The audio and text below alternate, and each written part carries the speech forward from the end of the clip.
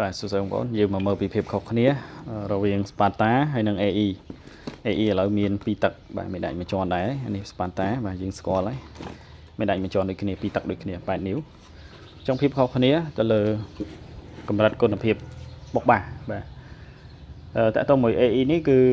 បងប្អូនអត់ទាន់ស្គាល់វាទេស៊េរីនេះគឺវាវាយបុកបាសធ្ងន់វាតិចសងខាងបងប្អូន Sparta តិចតែវិជាងទេបុកបាសធ្ងន់ហើយសតុនបាទសលេងចេញសតុនពូប៉ុងវាអត់រឹងខ្លាំងទេបាទអញ្ចឹងហើយសលេងវាគឺចេញសតុនបុកបាសធ្ងន់ហើយសតុនតិចសងខាងបងប្អូននេះកម្លាំងវាមួយគ្រាប់800វ៉ាត់ហើយធៀបមួយ Sparta យើងវិញ Sparta គឺបុកបាសធ្ងន់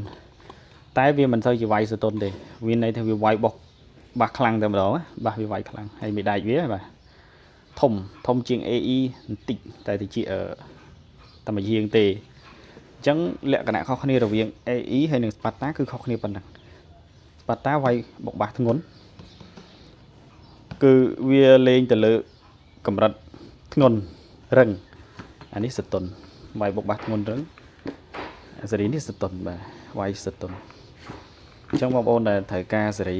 វាយធ្ងន់ហើយសតុន AE បាទទៅជាសងខាងវាយជាតិសាហាវហើយវីដេអូក្រោយខ្ញុំធ្វើការធៀបទៅលើ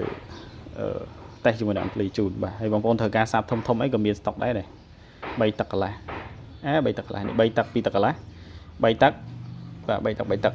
តែកម្រាស់មេដាច់ខុសគ្នាវាមានមេដាច់108អានោះ108 3ជាន់បាទខាងនោះអានេះ222ជាន់223 3ជាន់អានេះធំជាងគេលំដាប់ grade A